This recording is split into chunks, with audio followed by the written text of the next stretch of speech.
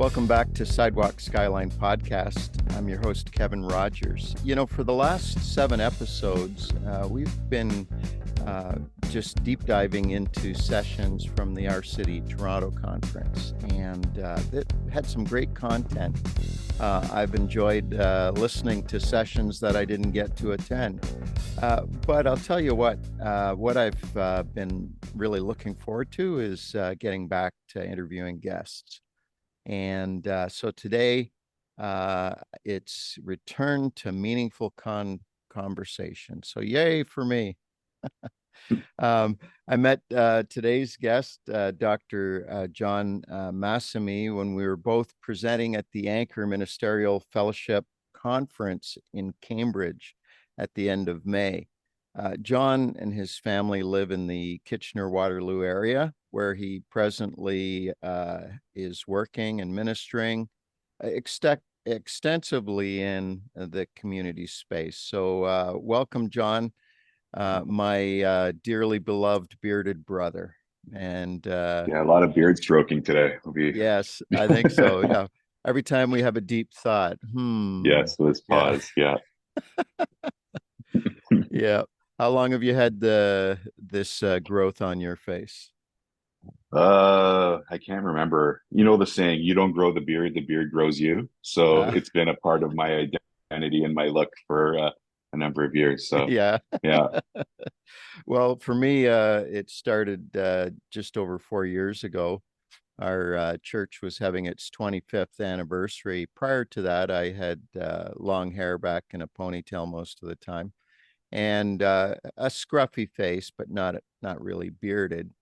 And I had a couple funerals, and there were both musicians that I did funerals for.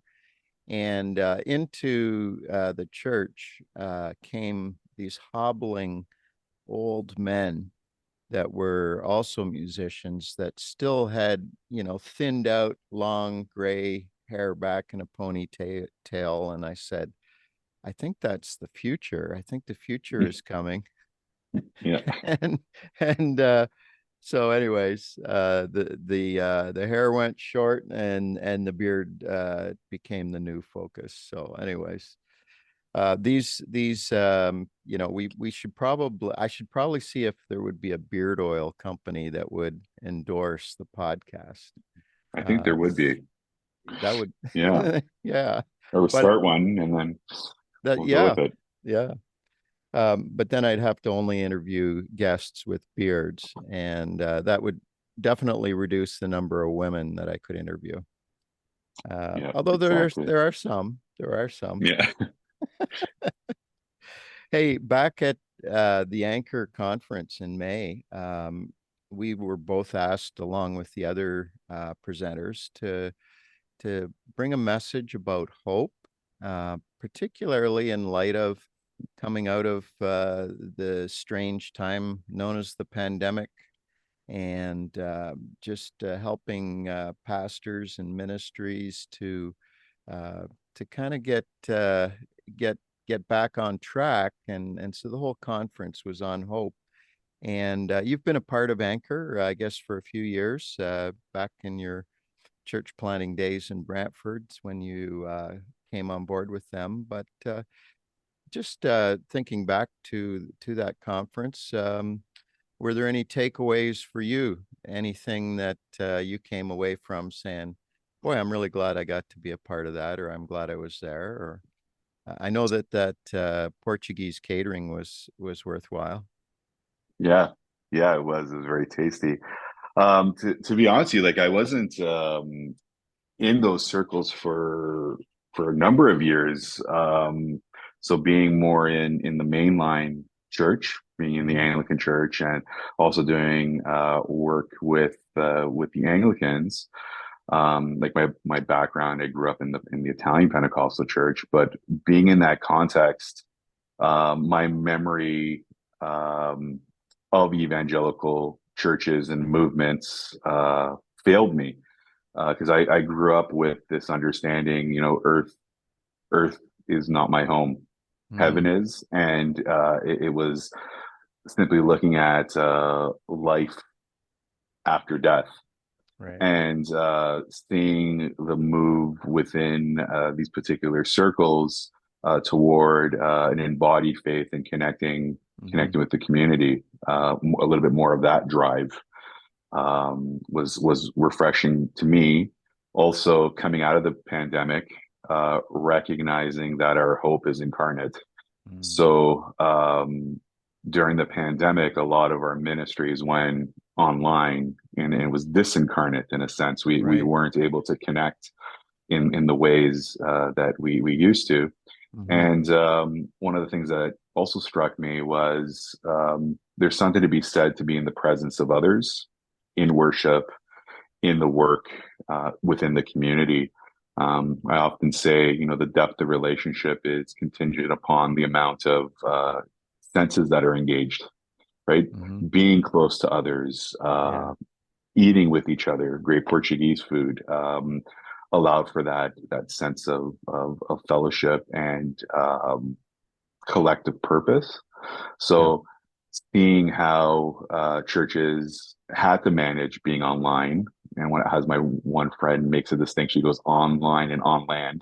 So moving to on land, it is that challenge, especially when people have been used to meeting online, and we're meeting online right now. But it's not to say there is something to be said about, again, being in each other's presence. I think that's what struck me, that longing to be together, and the importance of being in the flesh to our faith.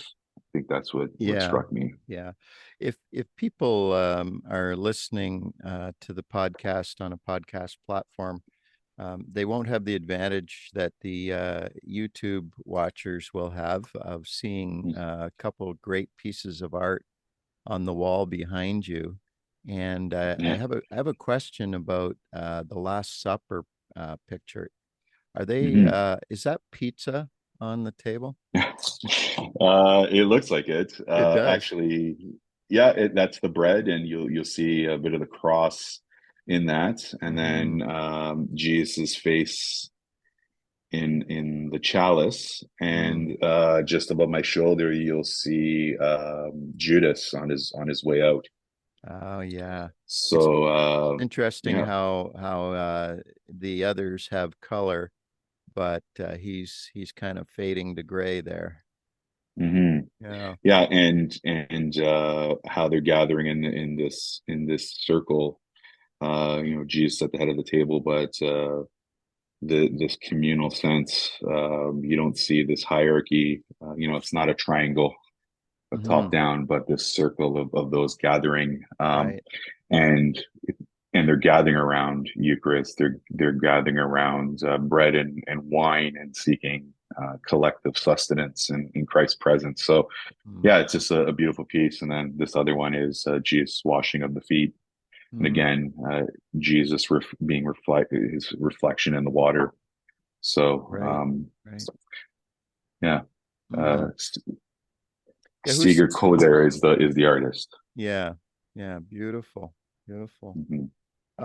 One of the things I enjoyed in the session when you spoke at the Anchor conference was you had some thoughts on John Chrysostom, and I learned a little bit more about Chrysostom from what you were sharing. And I remember the nickname was Golden Tongue.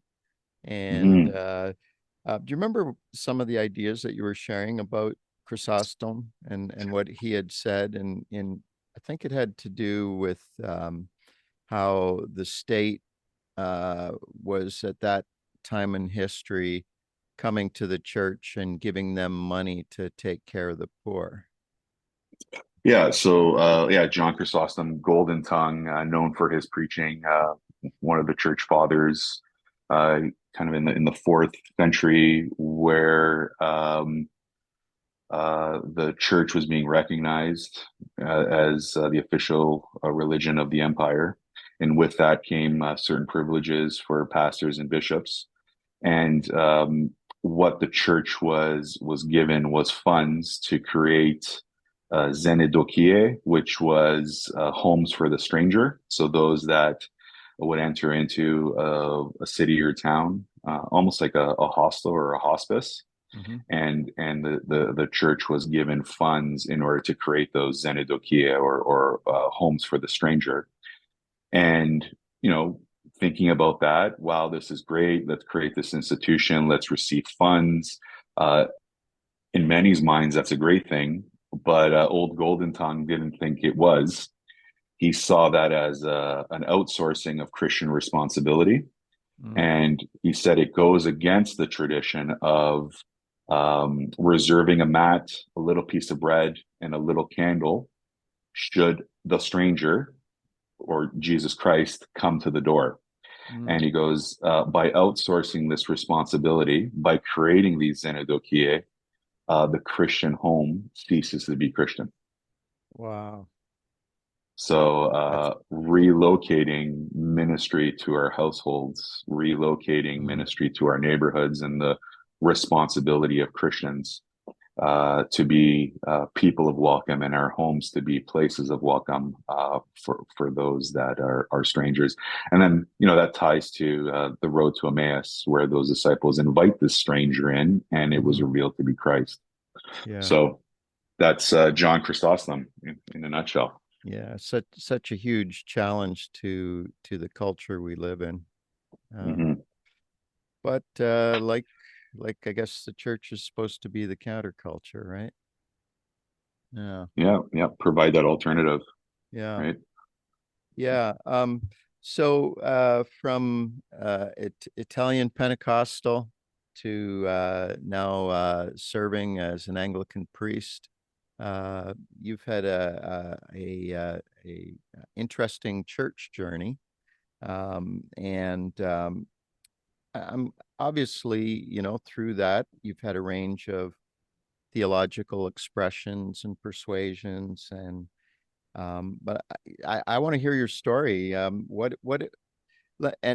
in hearing your story there, what I'm really curious about is what is it that you love about the church at large, and what do you think the Spirit is saying to you personally about your fit, your role in the church? Mm. Hmm. Because there's a Um, lots of we're getting inundated with lots of people that are disenchanted, disillusioned, um, given up on the church. Uh, mhm. but but you're still in it. What do you love about the church? Why do you hope against hope sometimes? Yeah. Well, how I grew up. So my grandfather on my father's side was a church planter in Italy. He entered into the evangelical stream from Roman Catholicism through a tent meeting that occurred in a neighboring town, and he had an experience, uh, a vision of Jesus Christ telling him to feed his sheep. Mm-hmm. And he started doing that and began with his family, um, children, brothers and sisters, and started this congregation, which in many senses was persecuted. Local government was shutting down services. It wasn't a great relationship with the local Roman Catholic Church and the priests. This is around World War II. So you can get a sense of the climate in Italy. Mm-hmm.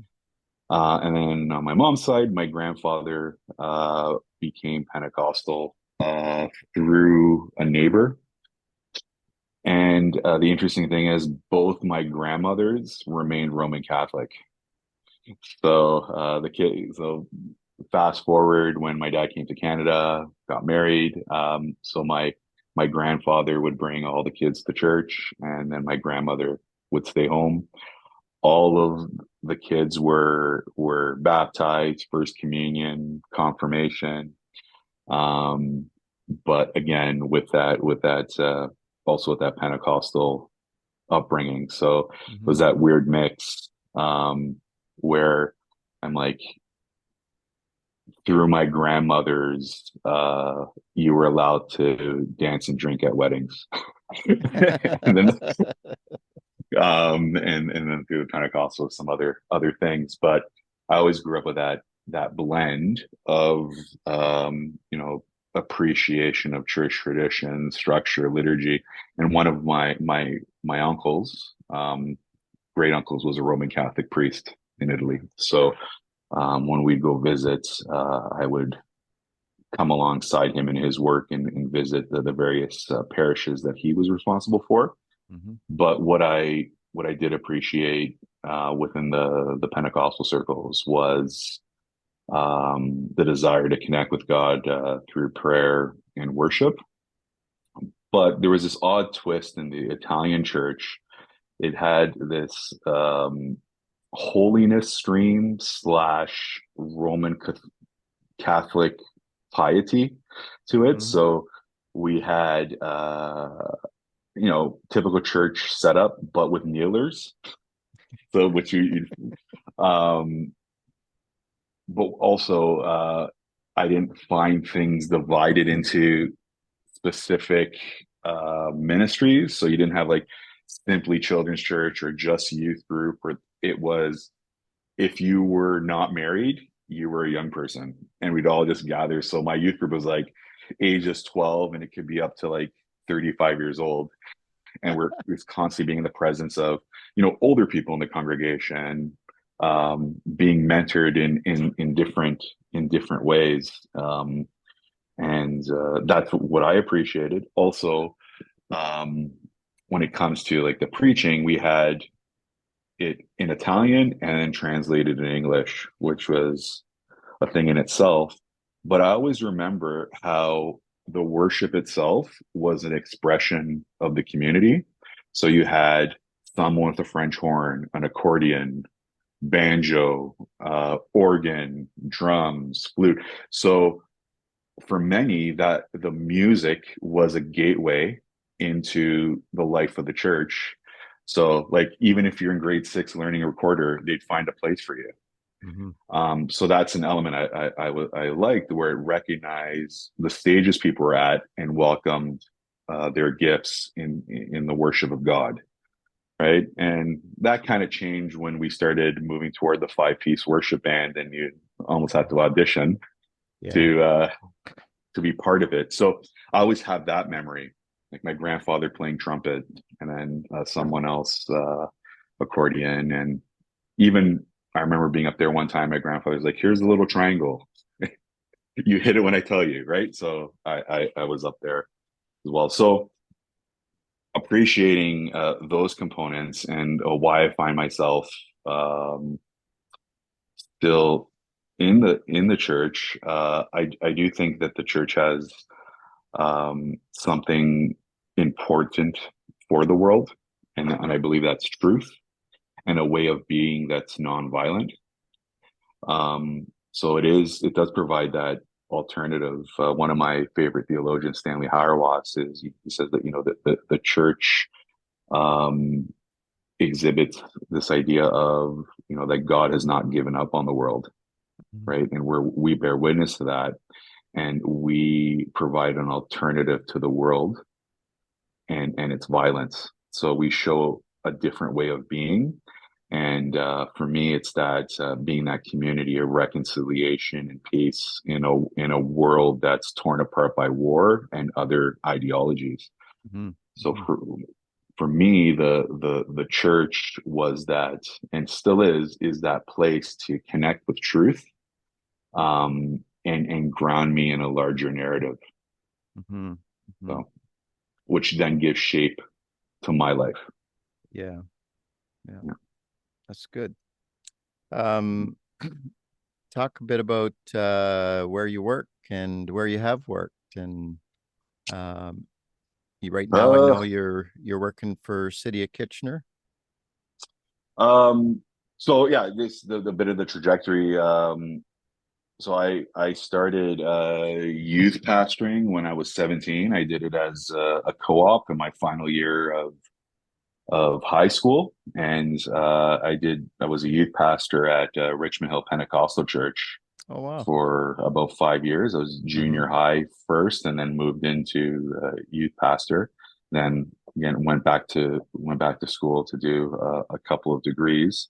At the time, I also connected with the L'Arche community in Richmond Hill, so that was another formative time in my life.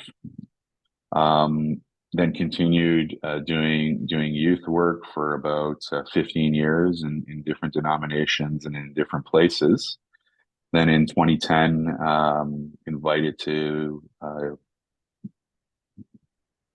Brantford for a church planting ministry, and I was there for 5 years. And what had happened within the Anglican Church, there was a consolidation of congregations.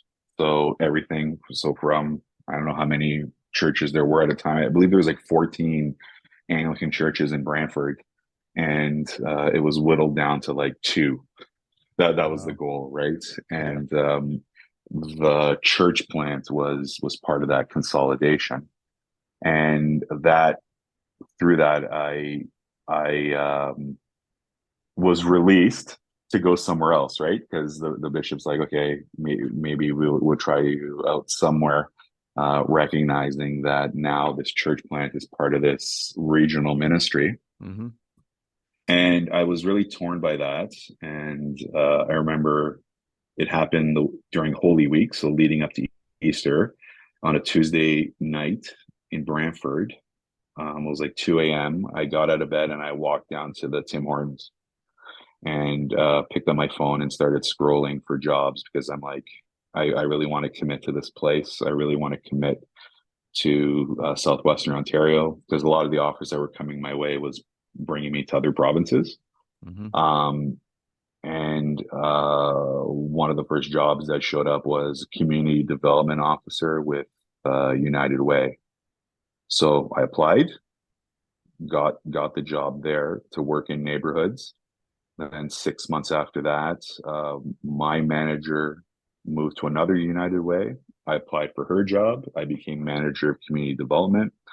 I did that for a number of years. And then I bumped into a friend at the library who was a supervisor for community centers and said, "Hey, you should apply for my job." I'm like, "Okay, when does it close?" He goes, "Today at 4." And it was like 2 o'clock. So I put in the application. I got that job. I did that for 5 years, working with uh, four community centers, a number of neighborhood associations, and social services. Then in June, moved on from there. I ran for political office. So for Ward 5 councillor in Kitchener, came short by 120 votes. And I learned a lot about the political scene here in Kitchener. Also, at that time, I started teaching a course at Martin Luther University College in Waterloo, and then came on as an associate for an organization called Nurture Development. So it's a consultancy uh, out of Dublin, Ireland, but is very active here in Canada. So I'm the associate and lead Canadian contact here. What's the name of that organization? Nurture Development. Nurture Development. Yeah. And um and you got your doctorate too, didn't you? Talk about your thesis. Yeah. So I did my work in Chicago at Northern Seminary, and I did a Doctor of Ministry. Topic was the intersection between faith and asset-based community development. So asset-based community development is a community development approach that focuses on the gifts, skills, and interests of local communities. Mm-hmm. Um, so, to summarize it and borrowing a line from my friend Cormac, he says, you begin with what is strong, not with what is wrong. So it is a Mm. strengths-based approach. So you look for the gifts and assets within a community, and then you bring them together in association to begin to create the future that the communities want to see. So you bring these assets into association toward a common good. And I said, well, is there any relationship here between this and the faith? And I like to tie my community development work to the spiritual practices of the church. And one of the practices was the sacrament of the Lord's Supper or the Eucharist. Mhm. And in my work, I tied the Eucharist to asset-based community development. So um, within the Anglican Church, there is this liturgy, and it brings you through the whole story of salvation. Mhm. And at the moment of the Eucharist, um, people bring up the elements, so bread and wine, uh, so things that are made by human hands. We offer our gifts up to Mhm. God, and then God receives our gifts and in turn gives us Himself. So there's this reciprocal component happening. We give God our gifts, He gives us our gifts. So there's this gift exchange that happens. Right. And Mystical then once union. mystical union, and then once we receive the Eucharist at the end of the service, we're then sent out into the world Mhm. to be bread and wine for the world. So Mhm. what I was saying in my thesis was the Eucharist shapes our practice in that we not only educate our palates through tasting and seeing that God is good through Mhm. the material means, but also we learn this reciprocal relationship. So typically, when a church engages with the community, it's unidirectional. We do for you. Right. You're in need, you're deficient, Right. and we'll give you something to make it better. But the Eucharist teaches us that as God receives our gifts and in turn gives of Himself, we as Christians must engage in that same reciprocal relationship. That Mhm. we receive the Mhm. gifts of the community, and in turn, we give of ourselves to the community. So it's a back and forth, Mhm. and it doesn't create that top-down power dynamic. Right. Right. So ABCD, asset-based community development, Yeah. and so your thesis said, okay, so how does faith work with that? And that's I think you just answered my question really well. Mhm. In seeing it in the Eucharist and that relationship with Jesus that we have individually and collectively. So talk Mhm. about the work that you've done in asset-based community development. What kind of ways have you explored your community and found the strengths and assets and been able to live into that, speak into that, work into that? Well, I think with the premise of God's already at work in the neighborhood, and how do we participate in that work? Mm-hmm. So I tend to enter into communities with a sense of curiosity to see Mm-hmm. what might be happening here and what God might be doing. Mm-hmm. So to start, asset-based community development is about having listening conversations. So Mm-hmm. asking questions, interviewing people. So, for example, asking people, what do you know well enough to teach others? What things would you like to get involved in?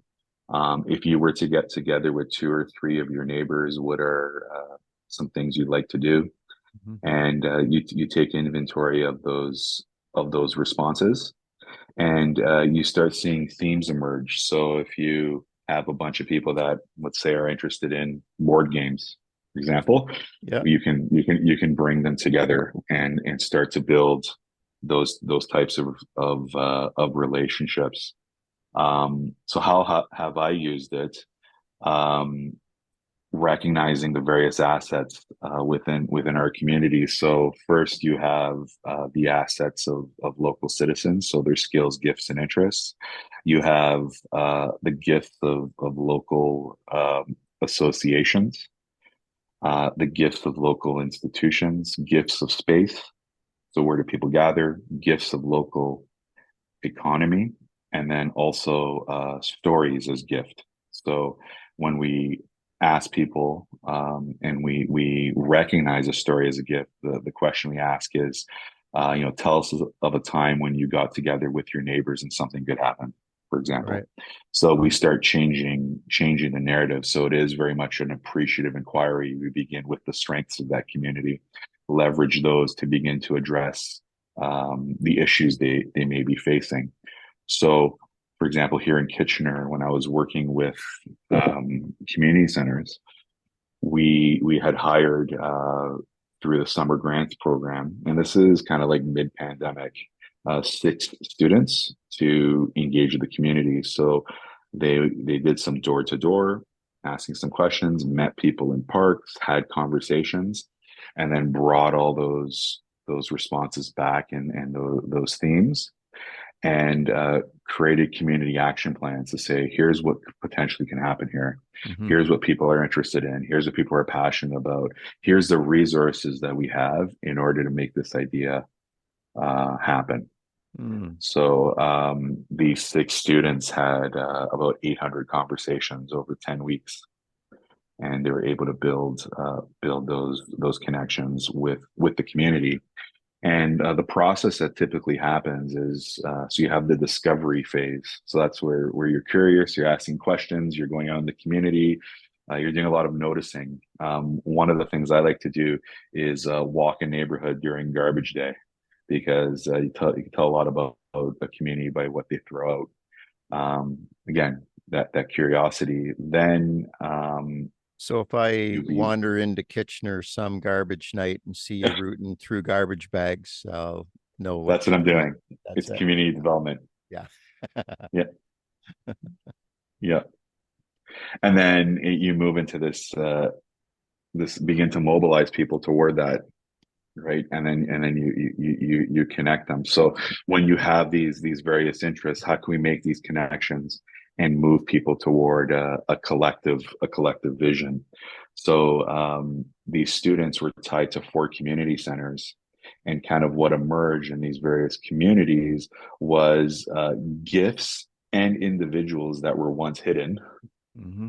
were brought to the surface and were celebrated. So we connected with people that felt they were isolated due to disability, life circumstances, and such. Through engaging and being in the community, people were able to connect the life of the community center, and also internally, we were recognizing the gifts of community center staff. Mm-hmm. So yeah, you have your job description, but um, what are some other things you're good at that aren't in that? So recognizing that some of those that we're working for were really talented in the areas of art, music, um, planning, and such. So how do we begin to put their gifts to use and connect them with the community in different ways? So there was this nice relationship happening there. And again, bringing faith into my work. Um, I remember sitting the team down. So I had 4 facilitators, and then the total amount of staff I had was about 47. But I began to ask people, um, not do you like your work, but do you like the person you're becoming through your work? Mm-hmm. And some people said no. And I said, what would help you to become the person you want to be? What things would you like to get involved in that will shape you into the person you want to be? And we begin to also ask that question of the community. What are things that you want to do and participate in that will not only help you to become the person you want to be, but help this community become what you would like it to be? So it wasn't just let's get together for board games, let's get together with this. It was utilizing these gifts to begin to shape people's imagination and shape the community toward a collective vision, right? So how do we become the people that we want to be? that we are proud of? How do we create communities that we're proud of? And the way we do that is focusing on the gifts of the place. Because if we begin to label it, deficient, this is what's wrong, that this is wrong, we start to have a negative perspective of the places we live. And then we, in turn, we begin to internalize that, right? Oh, Yeah, you're from that part of town, or you're from there. And there's that loss of community pride right, and right, self-pride. right. Well, the my pastoral journey for the last 29 years, I've been pastoring New Song Church in Windsor, and it's focused on Matthew 25, good news for the poor, Acts 4, Matthew 25, Jesus talking about that if you do it to the least of these, you do it to me, and just having that um, that intentional, loving relationship with others that sees past the deficits, sees past what's wrong with them, but rather, what is God up to? What does God want to do in their life? And it sounds like, love is this intentionally concentrated being with people. And so I'm hearing some of that in what you're saying. Um, Mhm. and then, I mean, when we bring it all home, you and I are husbands and fathers, and we're Mhm. neighbors, and all of those forums become personal work, right? To how do you put love into practice? Tell me about your family. You've got a child or two or three. What do you have? Okay, so I have my oldest son Samuel. Well, my Hmm. wife, Erica. So we're been married for 17 years. Yeah. So we have Samuel, who's our oldest. He's 15. Hmm. Then we have Silas, who is 11, Hmm. and Eloise, who's 4, and our dog Beansy, who is 3. And we also have, since the passing of my father-in-law, Gary, my mother-in-law, Christine, lives with us. Yeah. So that's the extent of our family that's living in this house in Yeah. Kitchener. I had great admiration and love for your father-in-law, Gary Milley. Uh, Hmm. he was a thoughtful man. He really put his mind and heart into whatever he was studying and doing. And Hmm. yeah, well, let me just ask the question. And when it comes to um, applying this focused love, what are you learning as a dad? Um, I think th this idea of the welcoming of a stranger, Hmm. right? When you have a child, you don't really know them, and uh, just like God is a mystery and we come to know God through revelation, I think we encounter others as mystery and we come to know them based on revelation and what they choose to share with us. Hmm. So, slowly recognizing that even though I'm in close proximity to everyone in my house, I still need to receive them as mystery. There are things I don't know or things that have yet to be revealed about them. So, although I deeply know them, they remain strangers. Hmm. And um, when in relation to my kids, they're not my possessions, right? They're just my kids. And that struck me at baptism. Well, because in the Anglican Church, we baptize infants, right? And we Hmm. welcome them into the life of the church. And that's a way of saying this child's not just my child, but the church's child. Right. So even expanding the notion of parenthood, there's a community that helps me raise my children. Mm-hmm. Mm-hmm. And my role is I'm not just a parent, but in the eyes of Christ, I'm a brother. Right.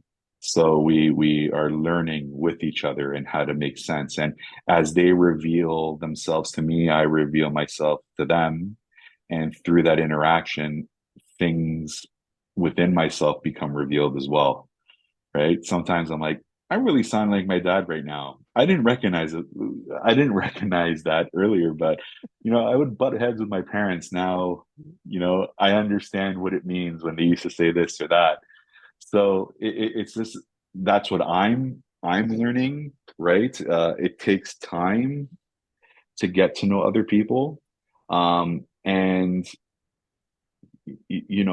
just because you think you're familiar with someone, there are things that still surprise you in beautiful ways, things you don't know, and I think it's the same for communities. You could live in a place for so long, but how are you still open to surprise?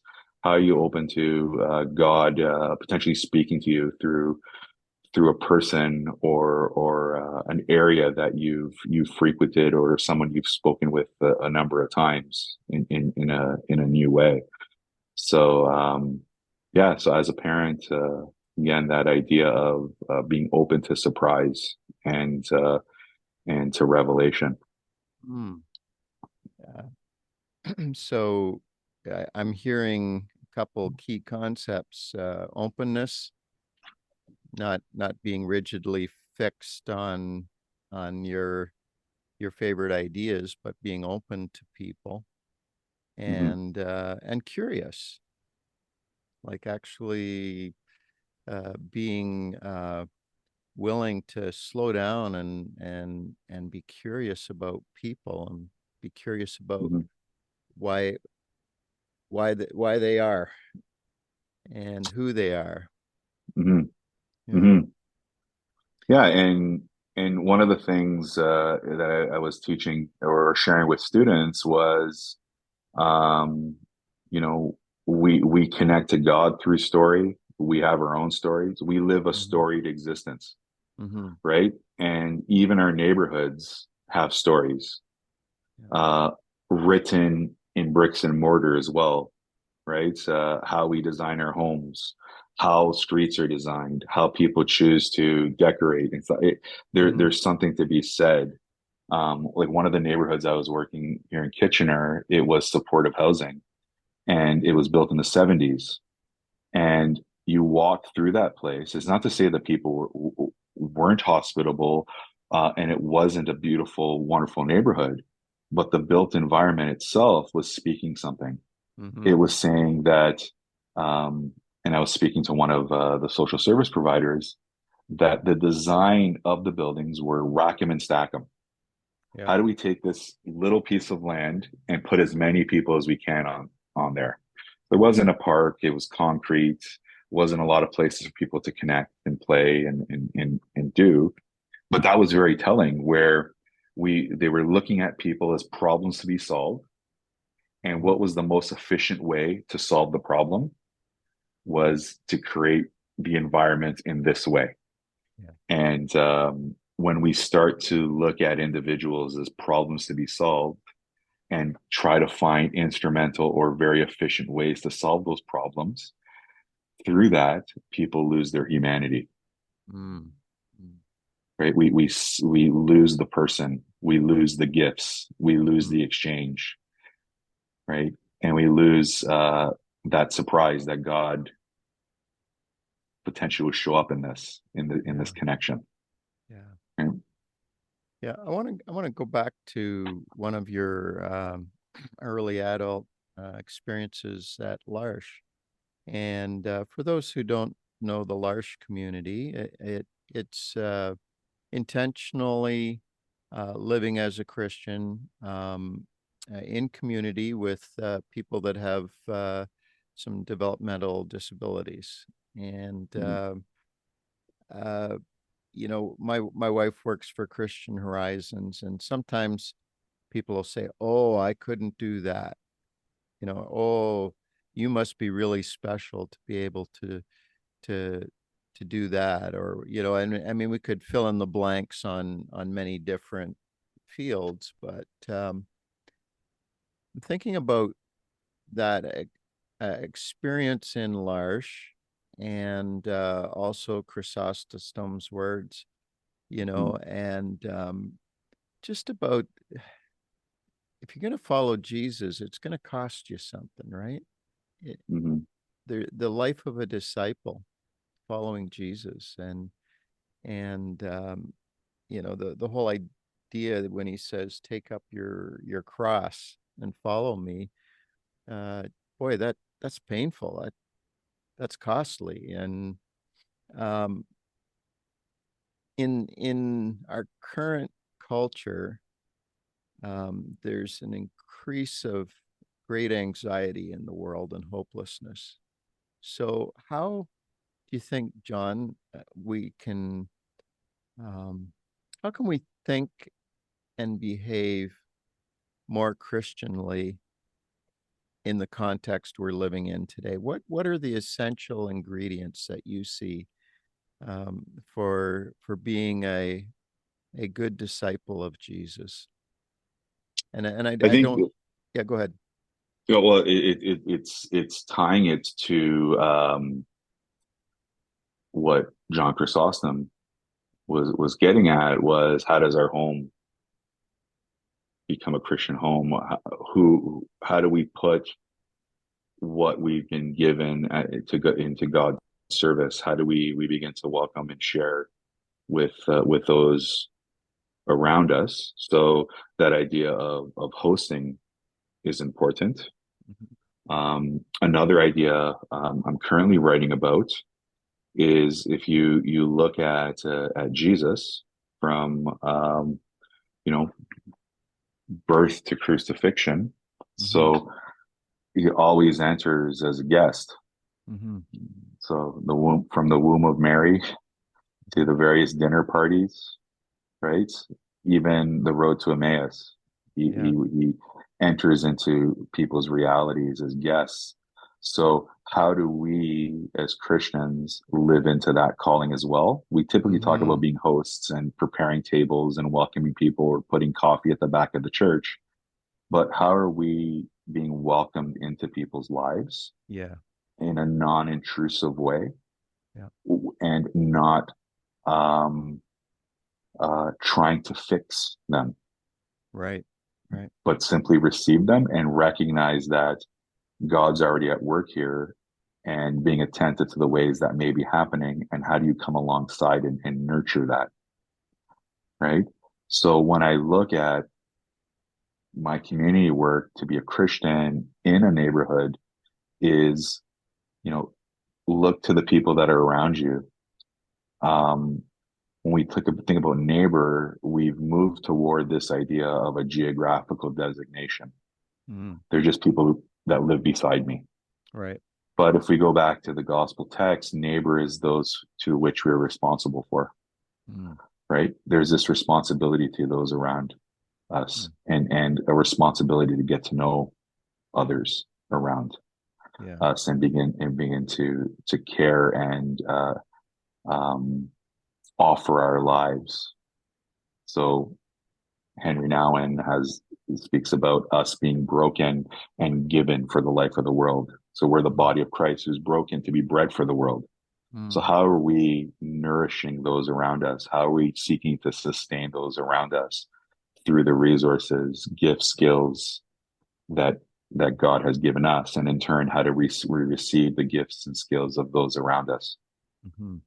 So I think to be a Christian, having a sense of curiosity, um, also recognizing that God has not given up on the world, and God's actively working, Mhm. and we don't need to protect God, Right. right? God's at work, and I think there's, how do we attune ourselves to that work? So that's what I think. Spiritual practices are important. Prayer is important to get on God's wavelength, to see what's actually happening, and not jump to conclusions about people, or impulsively act. I think there's something to be said around waiting and discerning before acting, learning, um, being attentive to what God's doing. And I always go back to, Genesis 1, that, there was this great void just before creation. The Spirit's just hovering. Mm-hmm. And then slowly things begin to take shape.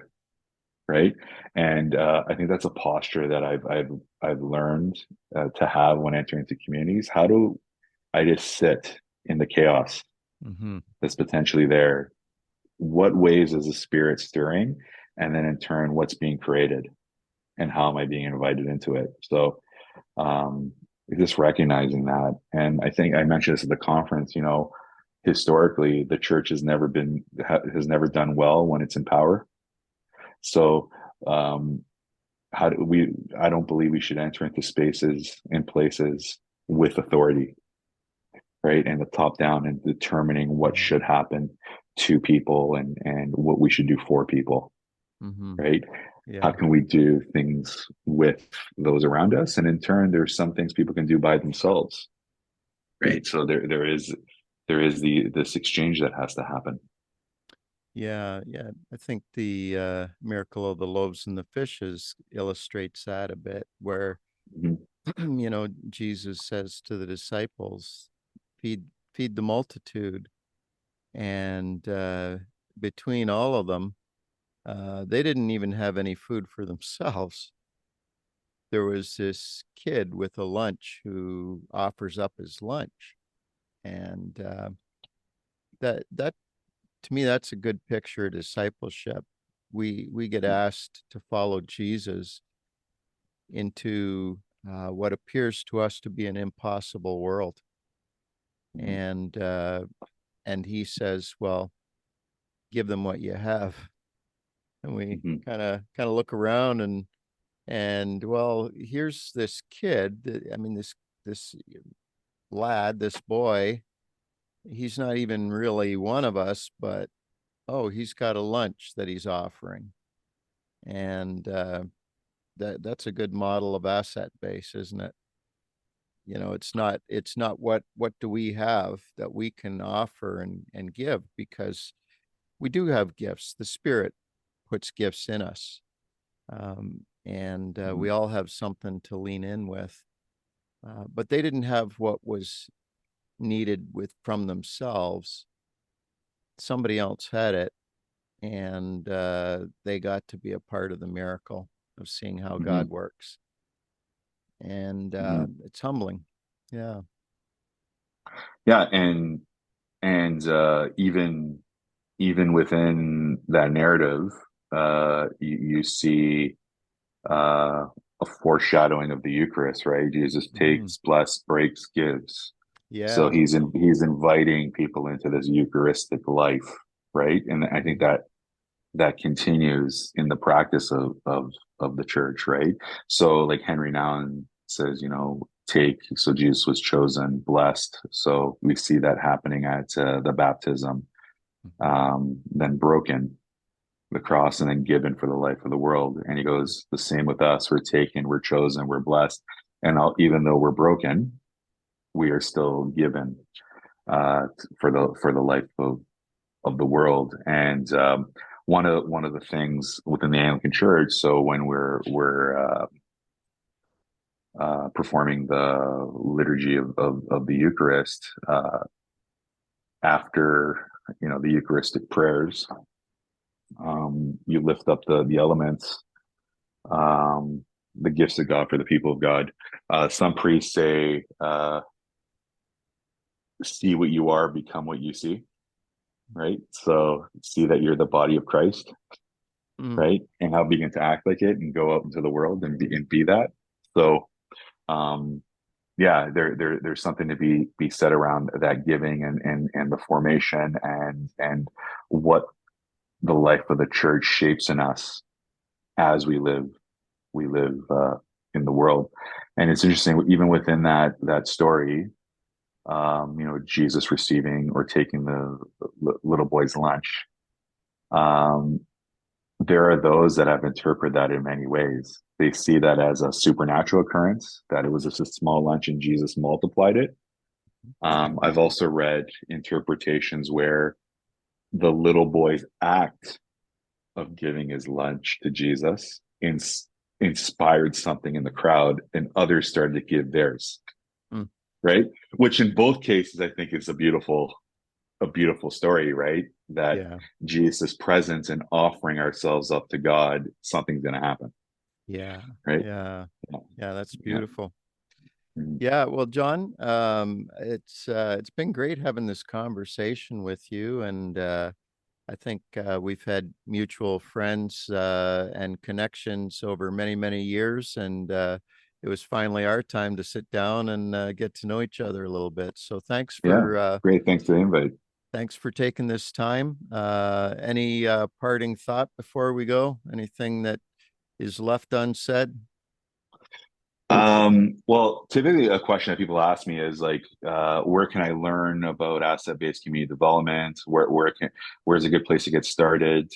There's a great book that has hit the scene called The Connected Community, and it's by Cormac Russell and the founder and I guess the creator of asset-based community development, him along with Jody Kretzmann. But in this particular book, John McKnight. So Cormac Russell and John McKnight had recently Okay. released a book, The Connected Community, and it brings you through this ABCD process, and then how can begin to bring life and joy into communities by Yeah. connecting people. I'm gonna ask you a favor. If you can send me a link to that book, I'll add it into the show notes on the podcast. Sure And thing. yeah, because it's always good to have good reading, isn't it? Yeah. Yeah. All right. Well, thank you, my friend. Thank you. And that was Jon Massimi.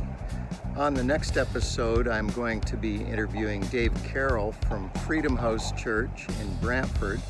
And one of his claims to fame is that he is known locally and beyond as Captain Kindness. So come back and you'll want to meet Dave Carroll. I'm Kevin Rogers, and you've been listening to Sidewalk Skyline Podcast.